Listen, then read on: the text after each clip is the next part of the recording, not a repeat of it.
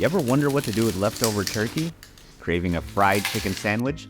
Well, here's how you're going to tackle both of those things at once. The result? The most monstrous fried chicken sandwich that you have ever had. Except it's turkey. First, the dredging. Going to need this to develop that crunch. So, combine flour with your seasoning blend and combine both of those things well. Optionally, you can add a teaspoon of baking powder for some extra volume to that crunch, but without it, it will be perfectly fine.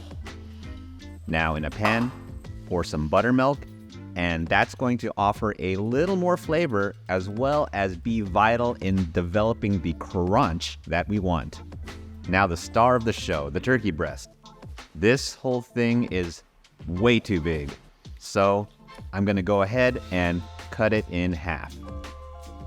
Next, let's coat that breast in that buttermilk. Make sure to get complete coverage. Get that thing nice and covered with that buttermilk.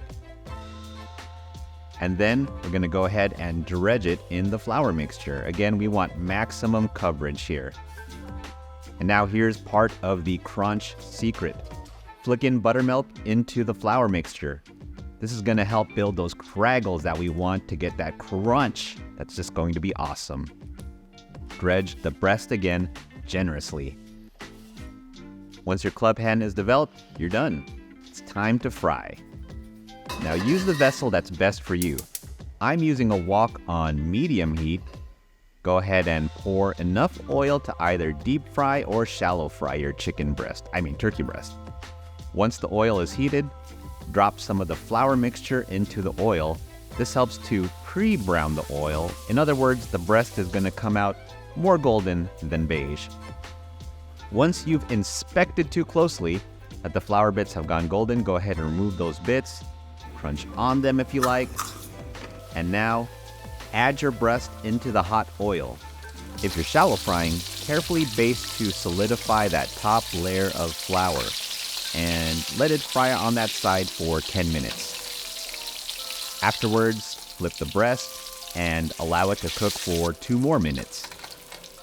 Then, take out the breast, admire that big boy, and evacuate it to a paper towel-lined plate to admire it some more. Now, sauce would be nice. Here, I'm just combining mayo with my favorite sauce, but you can go with any sauce that you like. But what I do love is pickles. Grab a jar of your favorite pickle chips. Here, I like dill. Grab your toasted buns. Add sauce to the bottom half of the bun. Add your pickle chips. Add your ginormo breast. Add more sauce to the top half of the bun. Top it all off. And admire it one last time before attempting to devour. You'll see what I mean.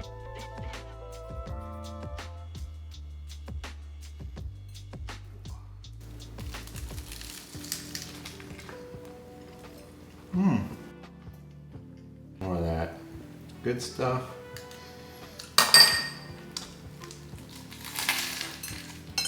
First off, it's entirely too big of a sandwich. It's just, I guess I got a big mouth.